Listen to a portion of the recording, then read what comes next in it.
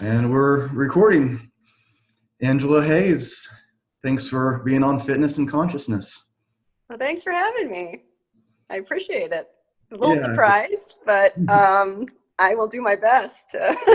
yeah, I'm sure it'll be great. So, you stay with people as they die, and Yeah. like what a beautiful thing. So, how did you get into that? What made you? How long? When did you start, and like how did it happen? Uh, okay. Well, it's an interesting story, actually, I think. Um, and maybe not all that uncommon. It's probably the idea started about 5 years ago when my mom died, and I think a lot of uh, people are triggered to do this kind of work when they've had a loved one pass. Um, but in my instance, I knew nothing about hospice. I think as many people don't. Um, I had a really interesting experience when my mom died, and she and I did not get along.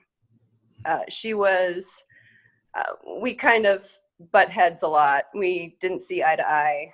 Um, I was always trying to get her to get out of her shell. She was a very funny person, a very personable. People liked her, but she had a lot of anxiety. She had deep depression. She was an addict from the time I could remember. Prescription drugs were kind of her thing. But beautiful person though, and just very. She hurt a lot, and I just was always trying to get her to go somewhere she didn't want to go, and I just, wouldn't give up on that. So we never really saw eye to eye, and as she was dying, I got to spend a week with her about 2 weeks before she died, and the whole family was there, and she was changing. She was, she became probably more of the mom that I probably remember from childhood. She became very loving, and anyway, I wasn't there when she died. I was on an airplane, uh, and I found out at Chicago Airport. My brother called me, so I got home, didn't get to see her, and went to sleep that night. I woke up the next morning, and I probably cried for the first time in my life. I've always been the strong one in our family. You ask anybody in my family, I'm the fighter. I didn't cry growing up. Wasn't something I was going to allow myself to do. And I cried. And then I fell asleep and I had a dream about my mom. And without going into all the details of the dream, one of the things that I heard in that dream from her was, what was I afraid of? And had you known my mom, those are words in that sequence that would never come out of her mouth because she was petrified of everything. Hmm. And the other thing that happened in that dream was when I looked at her, when I finally got to looking at her face, I was drawn into a light, almost like that white light that people talk about, near-death experience, or and all I can say about that light was that it was everything. It was pure love, pure joy. I guess another word for it is maybe nirvana.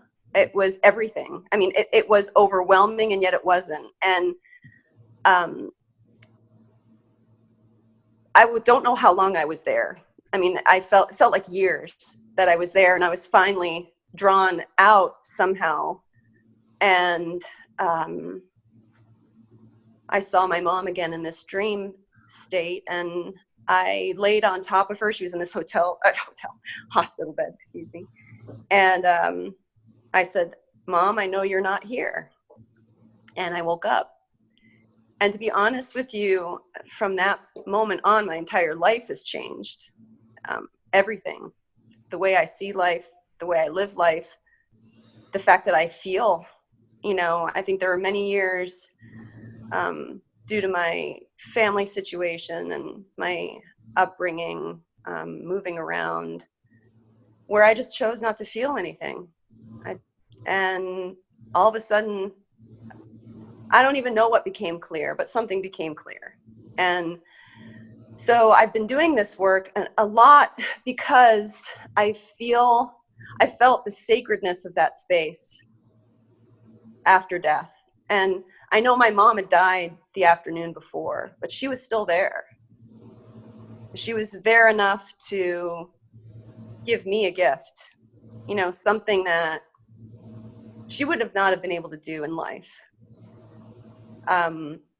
It was, I believe, in a lot of ways, her way of telling me that she loved me, you know, and she knew I was here to do something.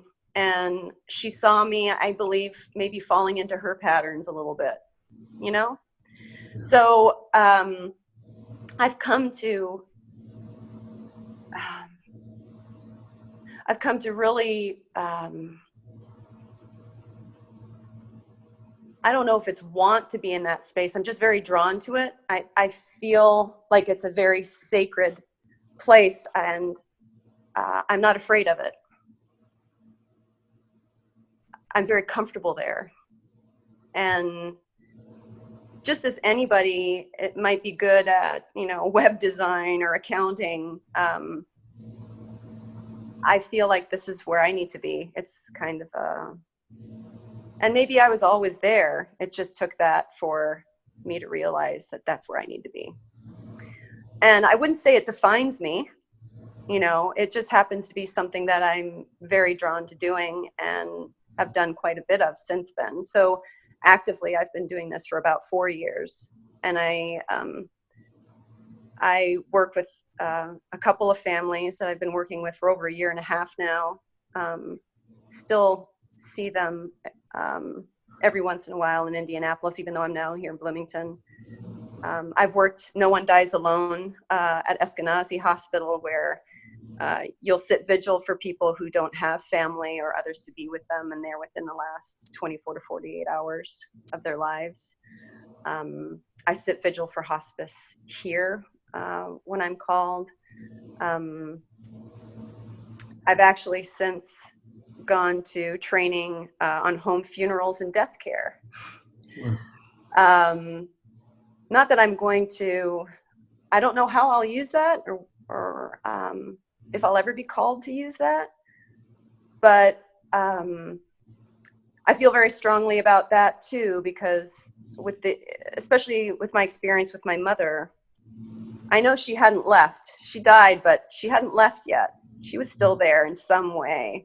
And even when we went to view her body, which was, you know, about 2 days after that, she was still there. You could still, it was palpable. You could feel her there, even though, you know, she had this body laying, that wasn't her. And in Buddhist tradition and many other traditions, there's and we had been doing this for thousands of years until recent history, where you would lay a body in state for 3 days in a home. There's this understanding that maybe the soul doesn't quite leave just yet. It needs its time.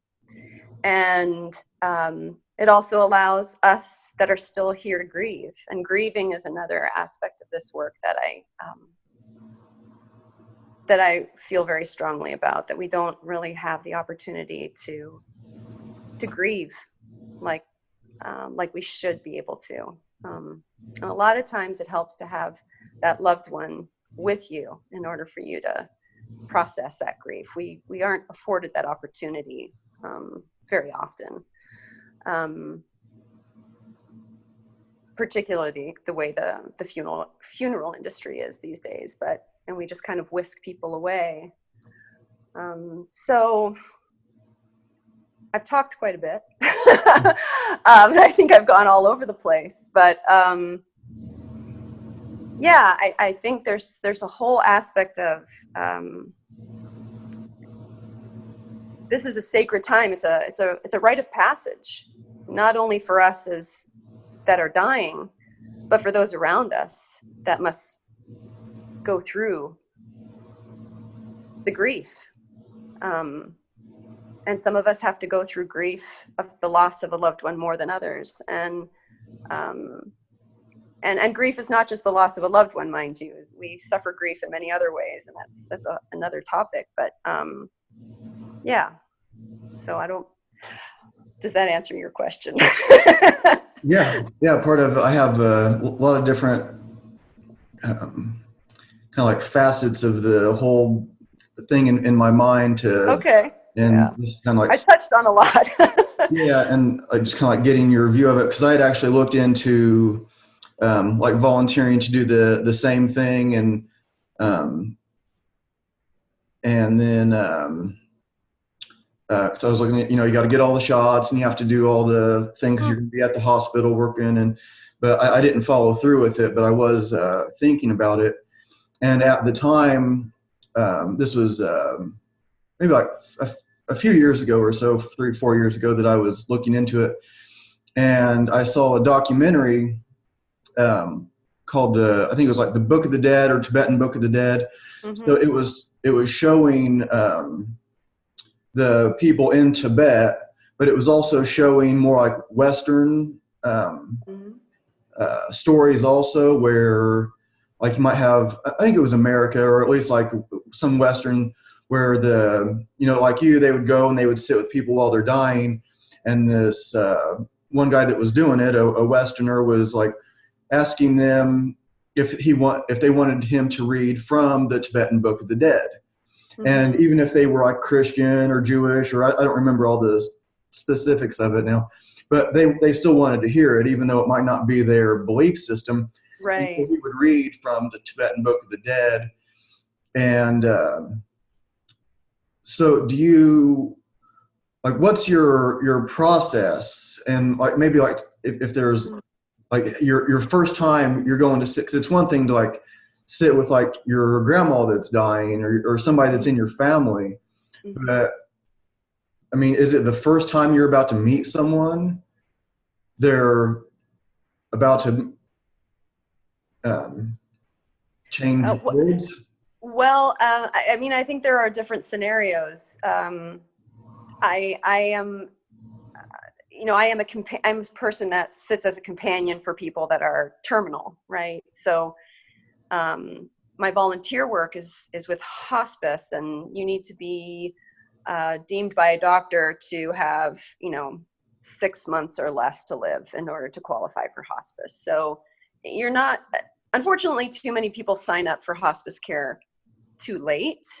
My experience, however, has been quite extraordinary, I believe, in that my hospice career, and most of my time, has been spent in sitting in companionship with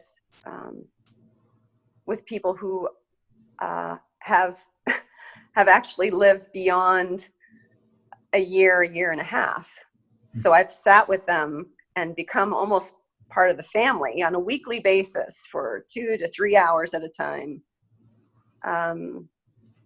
Basically just, I guess, maybe being a friend, right? The thing about when you're sick or you have a terminal illness, in so many ways, you become very isolated. People withdraw, and it can be very lonely, and so, a lot of my time has really just been there to be a friend, to be that consistent person that every week, on Wednesday at 10 o'clock, I will be there, Yeah. And that's for the family, to offer them respite so they can leave and do the things they need to do, because they are under tremendous amounts of stress. But it's also for that person. Now, in sitting in a vigil situation, it's a little bit different. That's a situation where you don't know that person most of the time, in my case. So let's take an example. If I were to sit like with Noda, No One Dies Alone, at Eskenazi Hospital, you're going into a space where you don't know who this person is. You may not even know their situation. And in order to do that, my preparation is essentially to, I just drop myself. I was actually thinking about this because You said drop yourself? I drop out of myself. Yeah. You make space.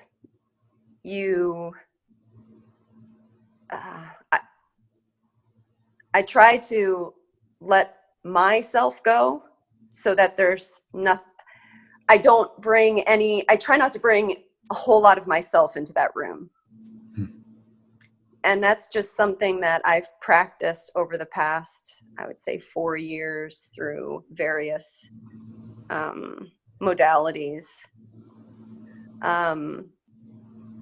to honestly just be present for that person and that person only. And I don't do it alone. It's something that I call on. I guess the best way I can describe it is call on ancestors, call on others to help me, to be with me and this person, and that then allows myself to just kind of go away. And it's hard to maintain. It's not like I can do this for hours at a time. I'm not that skilled, but the idea is to simply be. And yeah. And that's all I feel I can do in that situation. There's really nothing to do except just sit in that space and time and be with that person in that space and time, because time changes. Yeah, it's I would think it would be like, so my dad went to hospice. He died in 2005, and like at first they were coming to his apartment, and then he went to it's like the one by St. Vincent's on the north side off 86th Street on and so like the night before he died like the next morning, but I was there, and I was like, it was really late at night, and I was trying to like kind of sleep, but I was like sitting up in a chair, and not really trying to sleep, but kind of just whatever. It's such a altered state of consciousness Right. at the time. And it has like these big hospital doors, these big heavy doors, and Right. the door opened, and then a few moments later the door closed. No one in a solid body came in. There was no draft, or there was no like wind. There was no, it was just this heavy door just opened slowly. Yeah. And then left. And the lady that was staying, or like the nurse or whatever she was saying that I think it was like her mom's birthday or her death day or something like that. But she thought that her mom, who had died however long before, kind of like helped people, like transition, came in there. So I was wondering like what that was. So in my mind, like who was that? Like some spirit or whatever that opened the door and closed. They could have got it if you are a spirit, you could probably do that without opening the door and close. But then I wouldn't know. I wouldn't have had any kind of experience like that if they didn't show me something. Yeah. And it didn't look like if some human form opened the door and closed the door, it just wouldn't move like that. Or if the wind did it, or if I could see the door top to bottom. And yeah. So do you have these like experiences, maybe not like that, but do you have like these other signs. You're talking about like, you know, asking like the ancestors to help, and you're holding space or making space, which is like that term is something I've thought about a lot, because I hear a lot of like kind of like spiritual people talk about that. It's like, what does that really mean to hold space? And I've kind of like thought about it differently, and like what it means and how like powerful of a concept that is. So, but do you have like these? Have I had experiences that I can't explain, essentially? Is that what you're asking? Yeah. Yes. And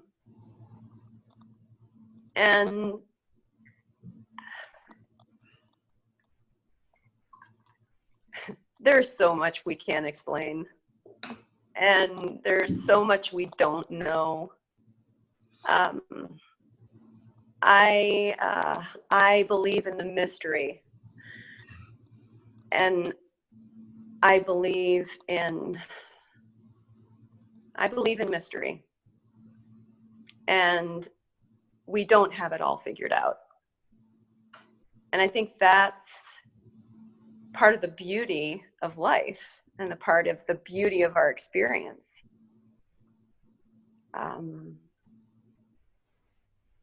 It's food for the soul.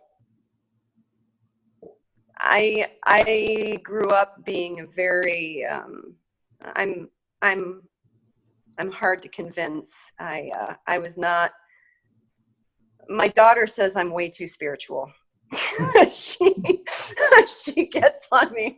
I don't think I am. I really don't. But apparently, I'm way too spiritual. How old is she? I mean, Carter. She's 14. Okay. So I have a 16-year-old son, Carter, and Annika's 14, and I have a 10-year-old son. So yeah, I'm kind of razzed as being maybe a little way too spiritual. Maybe I am. I don't think so. I don't think it's like spirituality. I mean, I do sound maybe a little frou-frou.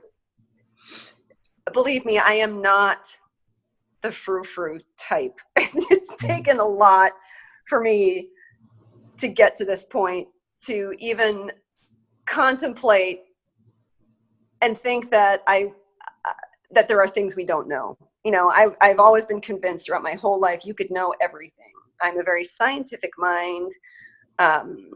Prove it to me. Yeah. And there are just things that we don't know. There are things that we experience that we can't explain. And I am not about to question it, because when I have felt these things, and when I've honored that voice that doesn't speak to me in words, but it speaks to me in feeling and my heart, and it usually speaks in ways that are uncomfortable for me. It wants me to do things that make me very uncomfortable. But when I've done them,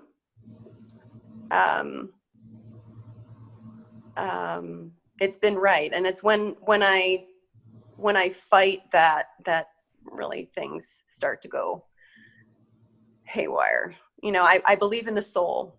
And if anything, I think at this point in my life, I'm kind of in that dark night of the soul, if you will. You know, that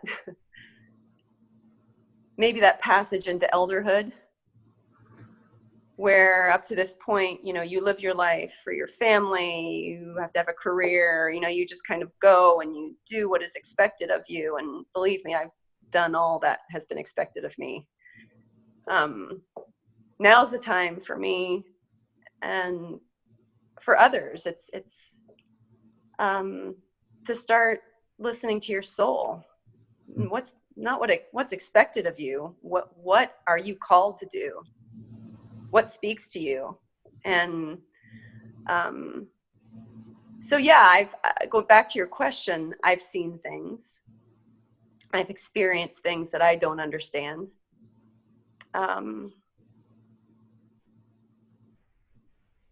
And that's okay. I can't believe I'm saying this, but it's okay to not know. And that's been the hardest thing for me. It's taken a while. Because frankly, all this stuff, if you would have asked me this 6, 7 years ago, 10 years ago, I would say it's all shit. You know, honestly, I'm not kidding. So yeah, I feel like I'm in a good place. It's turbulent. It's not easy. But I love where my life is taking me, and it feels right. It feels good, and this kind of work is a large part of it. It's not everything, and I'm discovering that too, but it is a large part of it. Yeah. What are like people's responses? So you're with somebody maybe you get to know them for a long time, Mm-hmm. and then you sit with them as they die. And then, but are you also going to people who like maybe you've never met them before, and they're like, and you get a call, Angela, that this lady's probably has about 4 hours to go. Can you come in? Do you get that kind of thing also? Yeah, and that's a lot of what happens with at Eskenazi with No One Dies Alone. It's really that sitting so that no one has to be alone at the end of life. Now, understand, not everybody wants somebody there either. You know, that's another interesting thing. But That's what I was going to like kind of ask about next. Go ahead and finish that thought. yeah, yes. No, you can go ahead and ask. I mean, yeah, it's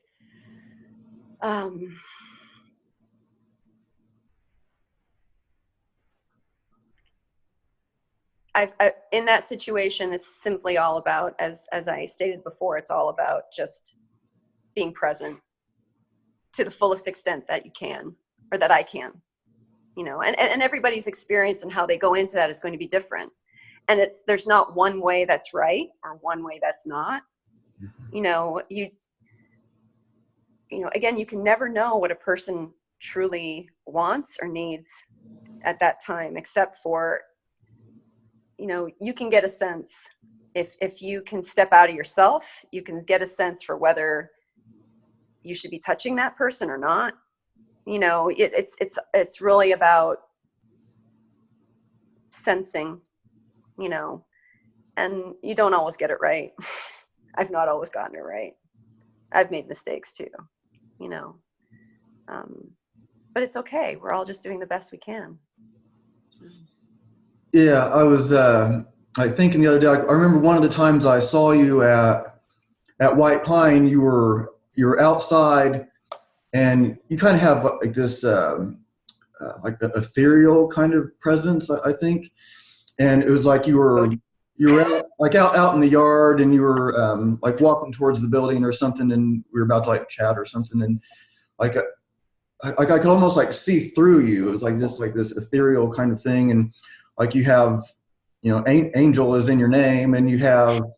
So I was like thinking, okay, imagine I'm this person, and I have like that I'm gonna die. I know I'm gonna die tonight, and then in walks this person named Angela, and so I'm like, and maybe they've known you for a long time. Maybe they just met you. It's like, so that they're having like this, they're in this like different state of consciousness also. So I don't know what my question is exactly, but it just like, I guess, what is their responses? Are they like giving you like feedback that they think that you're something other than just, I don't know why this broad is hanging out with me right now, or like, like, wow, this is something like this really powerful thing is happening. This woman named Angela is coming in and sitting with me as I die. It's like this. I'm trying to think of how to answer this. First of all,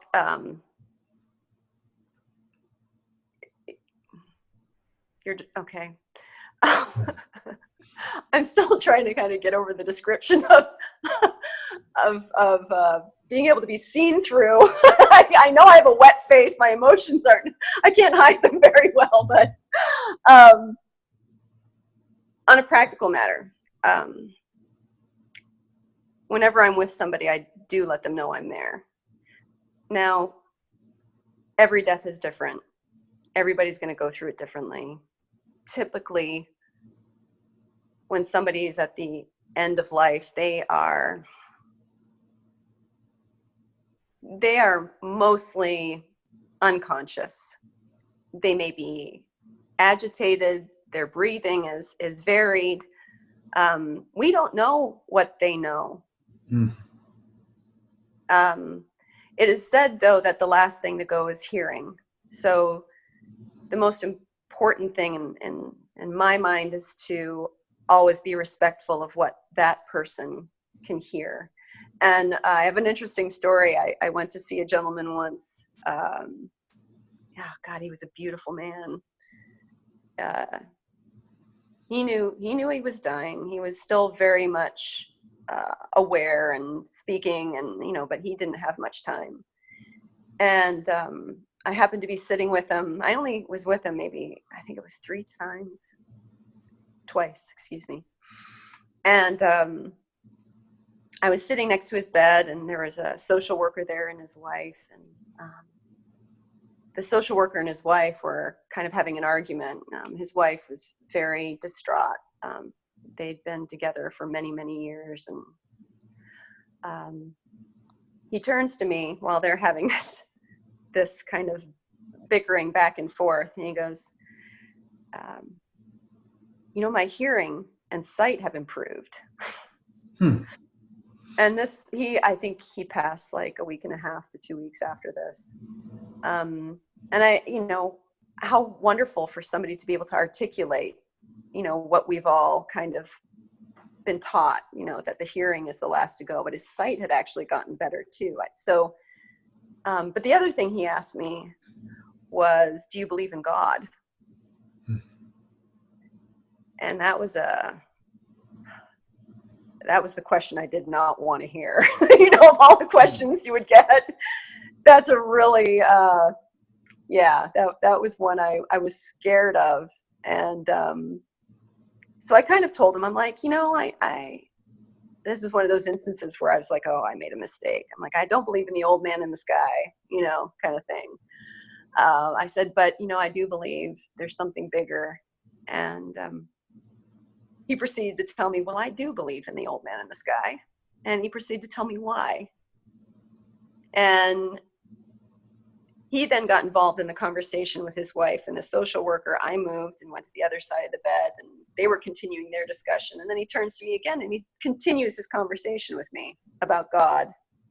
And I think the reason I was there that day was so he could share his thoughts about the afterlife and where he was going and what he believed in, and to share that with someone else, to tell his story. If anything, that's the only reason I was there. I didn't need to be anything. I could have been, you could have been there, right? But he needed to tell his story. It's things like that. It's never about me. That's why you drop the me. You have to drop it. You got to let it go. It has to be about them, right? You start bringing your stuff in, and you're going to miss the gifts. And I feel like it is a gift to be there, right? It is. There are things that are revealed in that if you're not there, you're going to miss it. So.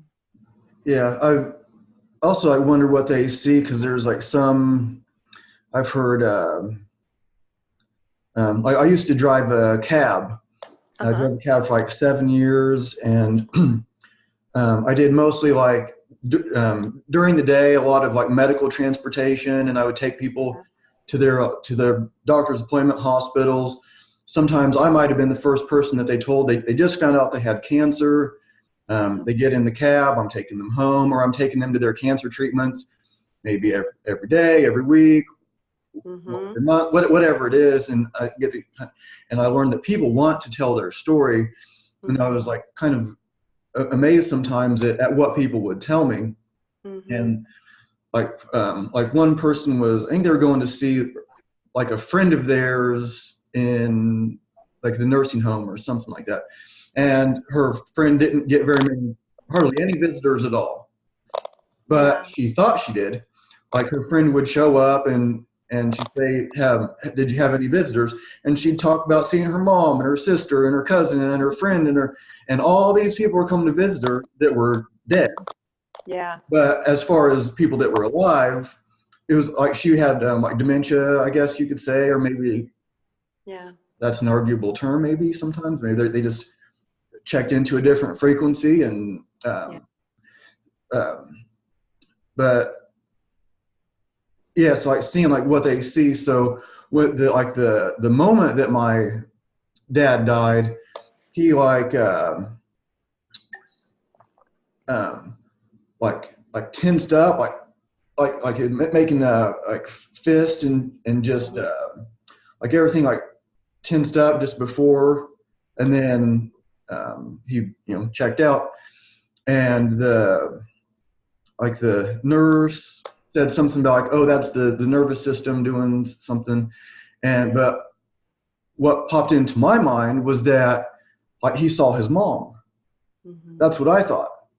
And I don't know, I can't say like why I thought that, but that was like what was in my mind at that time.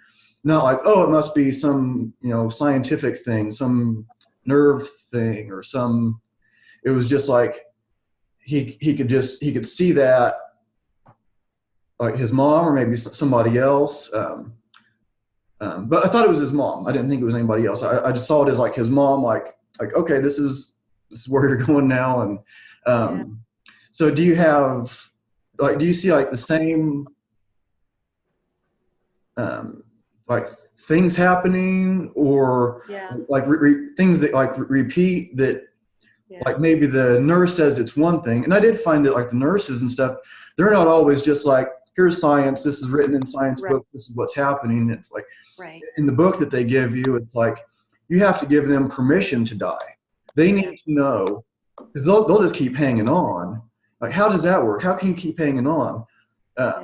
You have to give them permission. It's okay for you to move on. And, like the nurse, like, oh, my mom that died, 10 years ago today, I think she helps people transition. And they have spiritual points of view also. But I guess the question is like, what do you like? You said you do like to see these like recurring things. Like, what are those, and like, what do you? Well, I mean, I think there are both scientific and otherwise explanations. It is very common to see loved ones or other people in the room, and if your intuition was telling you that your father saw his mother, he did. You're part of that. You're part of that lineage too. You were there, right? You're connected with them as well. Yeah, this was my dad's coffee cup. This table that my laptop is sitting on was his mom's. She died while my mom was pregnant. This table that I'm working on is like 100 years old. It was in my mom's kitchen, and then she gave it to me. And so it was like, I never met her, but here's her table. She sat at this table. This was her table, and then this is my dad's mug, and so it's like, and so go on with your.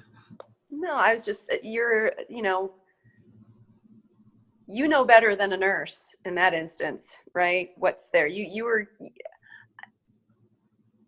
There are both explanations, and in this kind of work, it is very common for someone who is transitioning to see others that we can't see. Now, we can say they're not there, but how do we know that? Honestly, we don't, right? Again, the mystery. I remember sitting with beautiful woman that I sat with every week. And, you know, it wasn't as even like, you know, this was like a couple months before, you know, she finally passed away. But, you know, we'd be talking and having our tea and our scones like we always did. And she would like, she leaned over to me and she's like, do you think we should ask them to come and sit down? And I'm like, well, you know, what if you think they'd be more comfortable, why don't you?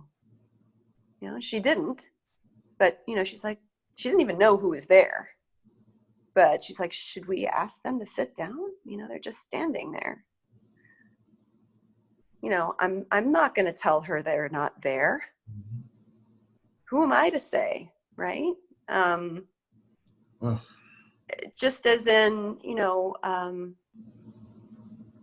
working with people with dementia, you know, why are you going to tell them, you know, something that they're seeing or experiencing isn't real? You know, as long as it's not harming anyone, go along with it. This is their reality. You know, they may come back around. They may see that maybe it isn't eventually, you know, but we don't know.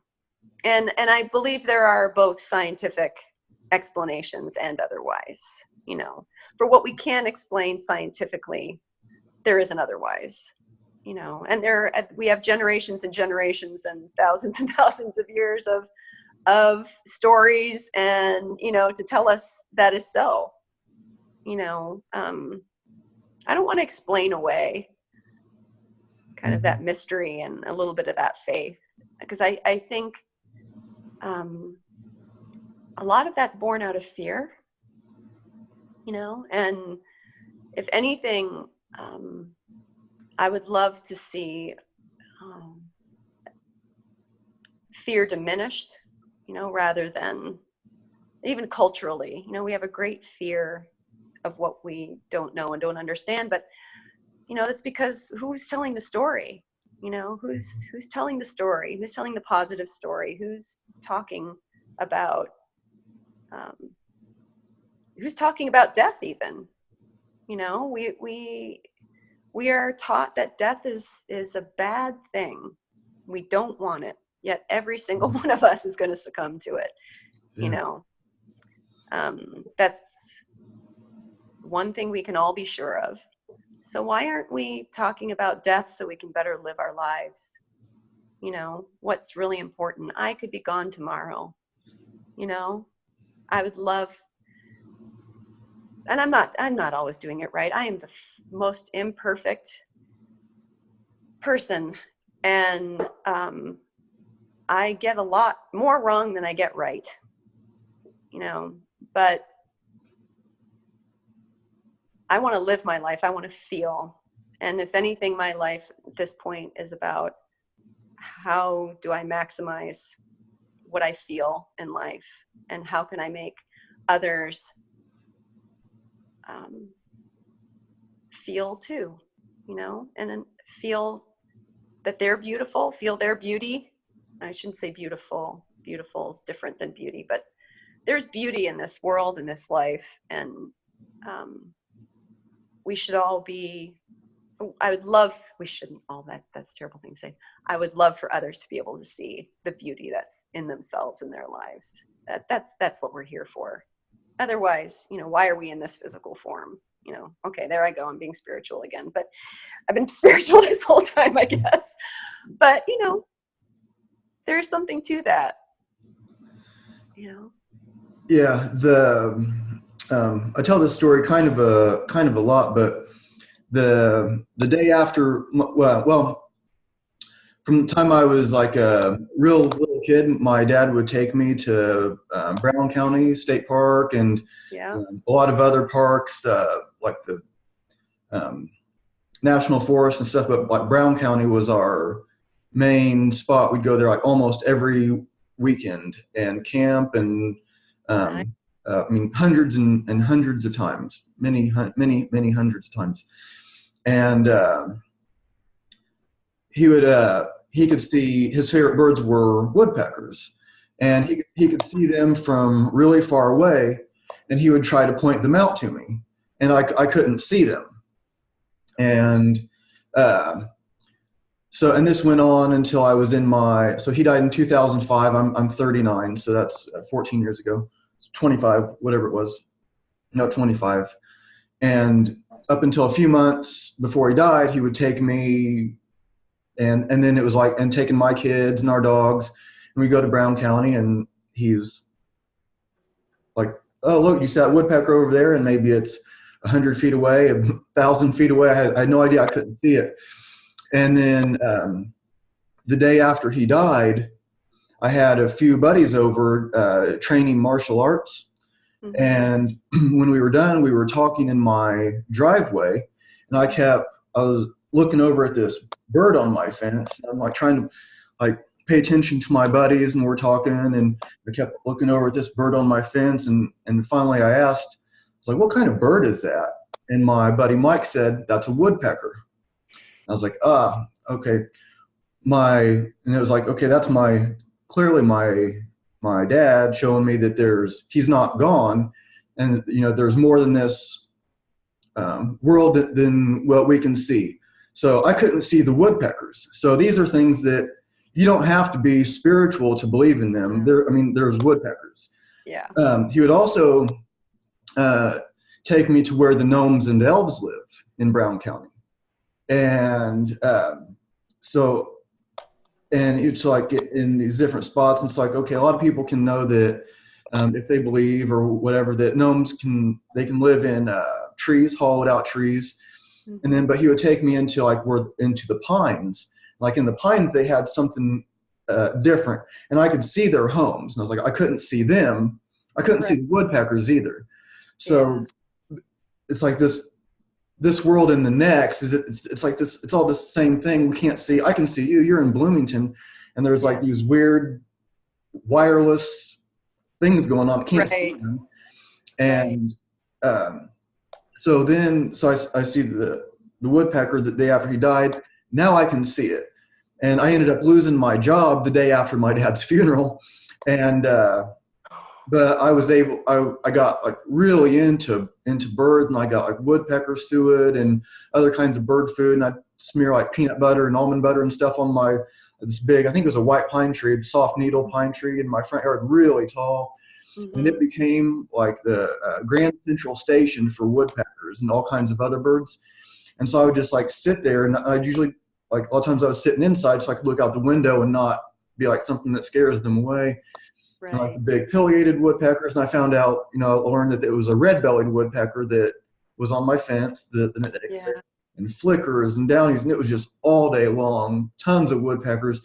And then I became the one that can see woodpeckers from far away. So I would take my kids, and I'd be able to see like little glimpse out of the corner of my eye, and like, oh, look, there's a woodpecker. And so you were talking about your mom coming to you like in this dream, and Mm-hmm. do you like still get like signs? It's not like every woodpecker I see, oh, that's my dad. Oh, look, my dad. Right.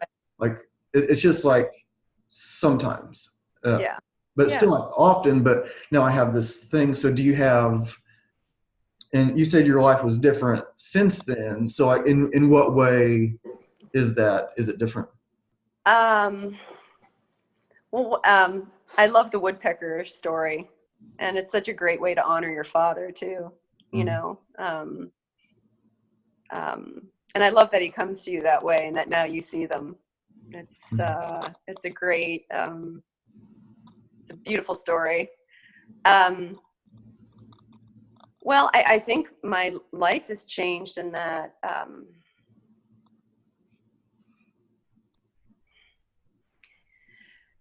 I feel, the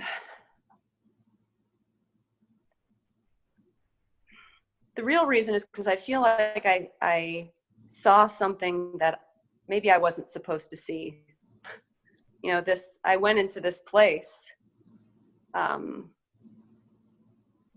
I often wonder, did I die that morning? Because I've read accounts of end-of-life, near-death experience. Anita Moorjani, Dying to Be Me, was a book that I read a few months after I had that dream, and she described where she went, and that was exactly what I had experienced. I've heard other accounts, and they're the same. Did I die that morning? You know, did something happen in my brain? Did I have a stroke? You know, did I cry so hard that, you know, something physiological happened to me? I don't know. I mean, I kind of joke about it. You know, I was dropped on my head as a baby, maybe, you know, something, something happened there. Maybe I've always been a little touched that way. I don't know.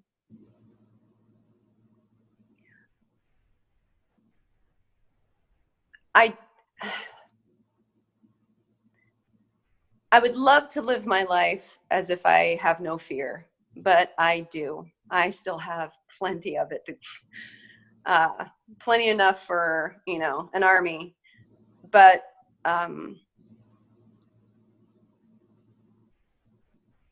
I feel there's a knowing of something bigger, you know, and that when I leave here, I'm that somehow we are all connected, you know. It's not even me leaving here. I don't even know what that means, honestly. But I sense connection, right? Not just with people, but I've always been one that's been connected with trees, for instance. You know, as a kid, I can't explain it, you know, and even today, you know, there's something about trees that I can't explain. I feel a deep connection to them. When I go out, and I try to go out as often as possible. I was out on a hike this morning, and I actually swam in the lake. Oh, don't tell anybody, I wasn't supposed to. No swimming allowed. Going out into the forest has been kind of a necessary thing for me since all of that, you know. And I think there's this need for not only connection with other people, but connection with all living things, even rocks, you know. It's another thing. I don't know. I just feel like on an energetic, we are all energy, right? And we all run maybe different vibrations, if you will, different speeds. I run on geological time. I'm not one who can fit into this fast-paced world. I've never fit into it. And maybe that's another reason why working with the dying is such a good fit for me, because time changes. Time slows down. Time almost, it doesn't cease to exist, but it's in a different place. It's different. Time is different. And I feel at home there. You know, I feel like when I walked into the hospice facility where my mom was, I felt like I arrived at home, because there was a palpable difference when you walk through those doors, that somehow time changed. And I am very comfortable in that time. And I feel that same sense of time when I'm out by myself, out in the woods or by the water. You know, time can change. It's not this consistent thing. It's not time on a clock. It changes somehow. So I don't know if I got to your question, how my life has changed. I think part of it has to do with time. I see time differently. I've even had a dream about time that illustrated that for me. And that was a very powerful dream. But I think the recognition that I am comfortable in a different kind of time was huge for me. You know, because yeah, that's real for me. What was the dream? Hard to explain. It came with a song. A song? It came with words and a little bit of a melody to a song. But it was about, there was this image of almost like a newsreel, you know, and you're in there are all these different rooms essentially, and you're running alongside like this reel of film, you know, the old reels of film, you know, where you've got each square and it's kind of running and it's just going like this, and me running alongside that moving reel of film, running, you know, you're running until you find that place and you can drop into one of those boxes, those reels, and it's a room, and when you find that place that you can drop into, it was like this release. It's like finding your place and finding your speed, like we're all running. I guess it's really hard to explain, but one of the things that I came to was how time sort of speeds up a little bit maybe as we get older. You know, a bull roar? Yeah. Okay, so when you spin a bull roar slowly, it doesn't do much. It's just this piece of wood or whatever's on a string spinning around. You speed that thing up, and what do you get? You get song, right? You get something beautiful. You get a calling to the ancestors. And even though as we're getting older, time seems to speed up, this is where we find our voice. This is where we find our calling to soul and our ancestors. And I don't think that made any sense to you, but it certainly made sense to me. And it was very hard to explain, but yeah, I think if anything has changed for me, that it's certainly been my sense of time and my understanding that time isn't just one thing. Time changes, and time is not constant, maybe. Yeah, that makes sense. What were the words to the song?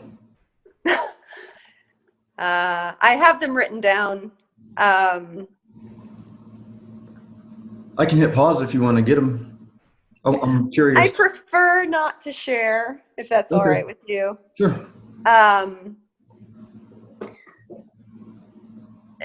I think certain things are. Can you say what it was about, like the gist of it, or I mean, if not, that's okay too. It was about running, really, running home. Running home. The chorus was running. I'm running home to you. And gosh, yeah, and I don't know who that you is, you know. I think that the you is maybe me. I don't know. Maybe it's something bigger. I don't know. And then maybe the definition of that, when I just thought of those words and the tune that it came with, and it's very powerful. Do you like play an instrument? Do you actually play this song somehow? No, I haven't played that one because I haven't figured out how the rest of it goes. There's only the chorus that I know how it goes. I've got the words, but I don't know how to sing the rest of it. And one of these days, I'm sure it'll come to me, and then I may sing it. Do you play piano or anything? No. I played the French horn in middle school, and that's about it. I sing, and I've started to sing. That's been kind of my the way to cleanse my soul, if you will, recently. But no instrument, no physical instrument. So when you heard the song in the dream, where was it coming from? Ooh, really good question. Like, was there someone in your dream singing it, or was it just? No. It was just there for me to catch, and I didn't catch the whole thing, at least not the tune. I just caught that one little piece. So who knows? Maybe there's another dream to come where I can catch the rest, or maybe that's all I get. Do you write your dreams down? Yeah, I do. Yeah, I do too. I try to do it regularly, and I recently started a different job, and it's throwing off my sleep schedule. It throws off the dreams, it's throwing everything off. But it's kind of interesting to look back, and I don't even remember writing this stuff down, some of it. Yeah. But right. my dad comes to me in my dreams very regularly. He played guitar and sang. He sounded kind of like Elvis without trying to do an Elvis impersonation. He'd sing Elvis songs and other stuff. Yeah. And I heard him play guitar and sing in my dreams. And yeah, dreams are, yeah, it kind of gives us that connection to that other world. So some of the songs you've been playing, because I noticed you've been recording little bits and pieces of your songs, are some of those songs that you've caught in your dreams? No. Let's see, I think one of them was one I wrote, and then a couple other ones are just sort of like variations of some like Spanish classical stuff that I've played for a long time. I hadn't been playing very consistently for a while, so I'm like just trying to get back into being more consistent and then getting better, because I kind of hit a plateau where the stuff I was trying to play was really complicated, and it would take me forever to learn just a little bit. And so it was just like, and I kept like just playing the same things over and over again and not really getting better or anything. So I'm trying to kind of like get back into it, because I can like record it, put it on Instagram, and it's it doesn't sound like, for the most part, I'm okay with it, but I can hear myself messing up a lot and not. Nobody else can hear that. Oh. Nobody else can hear that. Yeah. I'm. Maybe it's like it'd be nice to have like some dreams and then have it come to me that way, or like lyrics and stuff. And that would be an interesting subject. I'd like for that to happen. I'll have to invite that in somehow. Yeah. Well, just, I think you're doing the right thing, writing things down still. And my dreams have kind of slowed down a little bit. I'm kind of in this, I don't know. I had a period of time where it was, oh gosh, everything was almost too much. And now I'm in a slow spot, which is probably good. It's probably what I need right now. Mystery, right? Mystery. Yeah. Love the mystery. Yeah. So when you're like sitting with these people, and whether they're like just about to check out, or maybe it's like months ahead, like, do you like hear them like say the like common things like, oh, I wish I would have done more of this in my life, or like here's or do you like ask them for, like, if you have advice for people, what is that advice when you're getting ready to you have, because it's one thing like, I might get in an accident later on today, and maybe today's my last day, maybe I'll be 100, and who knows what's going to happen. But do you have, are there like recurring themes, like do you ask people like, what do you wish people would know, whether it's about themselves or like life advice in general? Or to be quite honest, I haven't done a whole lot of that, because I've kind of let them lead where they want to go. Not everybody is comfortable even accepting that they are coming to an end,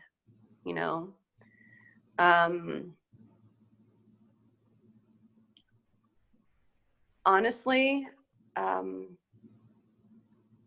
most of it has been listening to their stories. And they can be the same stories over and over again. But these are the stories that have defined their lives. These are some of the happiest times they've had. Certainly the most impactful on their lives. Otherwise, they wouldn't be sharing them. And there's a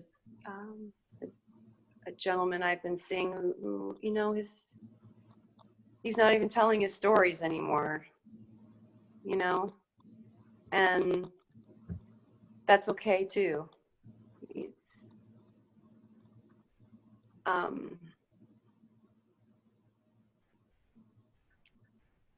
so no, I What's he can't doing? say What's he doing? What if he's not telling his stories anymore? Like, what's he doing? he's forgotten them, I think. And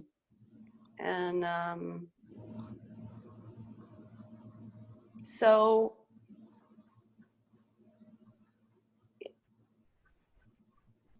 sometimes it's just enough just to be there. You know, sometimes you don't have to talk. You know, we could talk or not talk for hours. Sorry, I just had to bring that in from Best in Show. But, you know, it's true. Mm-hmm. You can talk or not talk. And if you've been with somebody a while, sometimes the not talking is okay. You know, I don't try to make work of it. Yeah. You know, it's not, I don't feel like that's my place to make work of it. You know, and it's, you know, I just kind of, yeah. I don't know that there's anything more I can say about that. Yeah. So how is it, like, the whole thing, you've been at this, you said 4 years now? Yeah. So is it like changing how, like your daughter saying that you're too spiritual? Is it like, how is it like changing what your, like your daily life, like, or your like spiritual beliefs or whatever they are? Is it like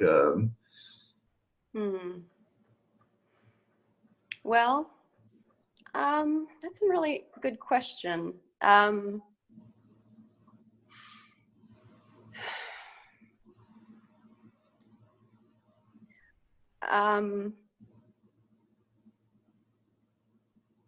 I don't know that it's, I don't know if it's changing my beliefs in any way. I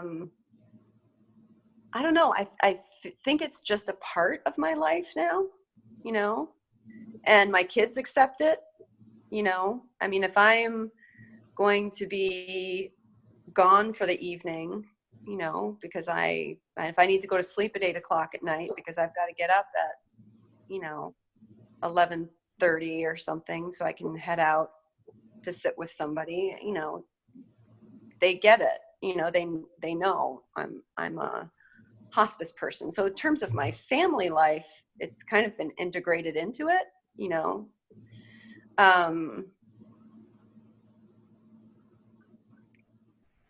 I suppose it's always changing my life, maybe, is really the answer, you know.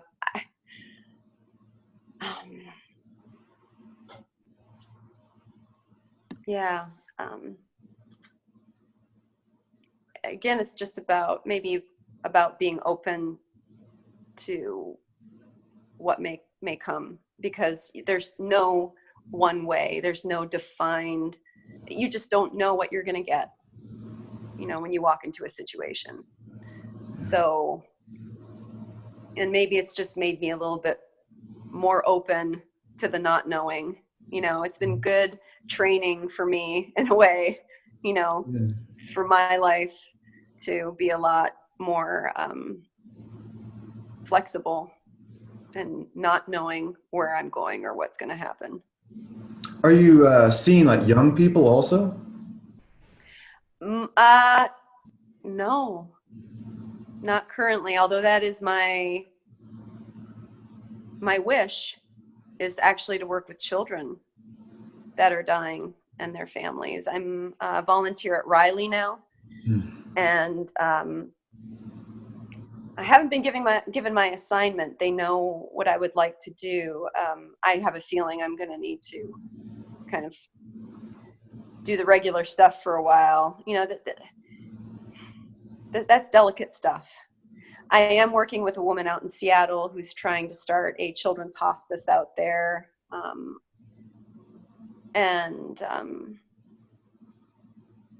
So I think that's kind of my long-term dream. If I had a dream, it would be to have some land and, you know, have a place where sick and dying kids can come for a little bit, and maybe have a yurt, you know, have them be outdoors. You know, that would be my ultimate dream, is to have some kind of sacred space where kids can just be a kid, you know, to the extent possible, you know. Yeah. Well, without like mentioning specifics, you know, like where we know each other from, if you came up with something like that, you probably have a place where you could set something up. I think Possibly. that would be Yeah. that would be an amazing thing to happen there. It would be. It would be. So Yeah. that would be just an idea. But yeah, I'm like about out of questions. I feel like I could talk to you about it for hours and hours. But is there anything else you're wanting to like get into before we stop, or?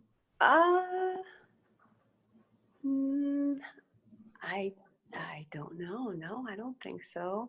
I don't know. I just want to thank you for the opportunity to talk with you. It's been nice.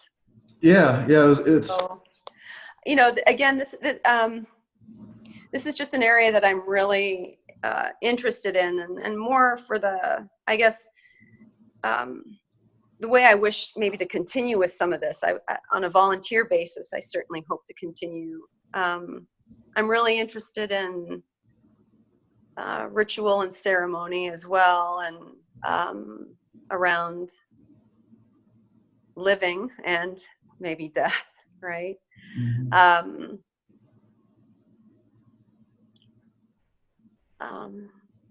Yeah, and so I'm trying to find my place, you know, where I can be of assistance perhaps to others, you know, who have questions about this. I mean, we're all just kind of flailing out there, you know. So yeah. But no, I just thank you for the opportunity to share. Yeah, I really appreciate you coming on. It's a really cool subject and a very like powerful thing that you do, and so we can wrap it up then. And so, is there like some like last thoughts you want to leave people with? Last thoughts.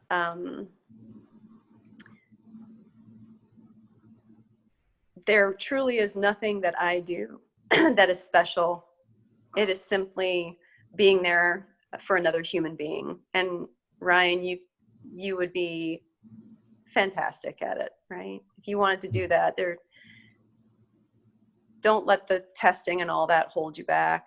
You know, if that's something you're thinking of doing, we're all capable. We are all that person, you know. And so yeah, just follow what your soul is calling you to do.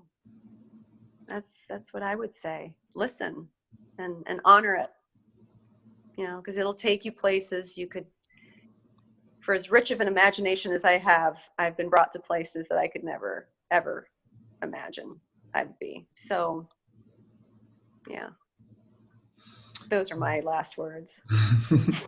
Yeah, that's a good way to end it. Thanks again for coming on. So do you have anything to like promote or anything? Not really. No, Not at this time. I don't. No. Okay. I just want, no, I'm good. Thank you.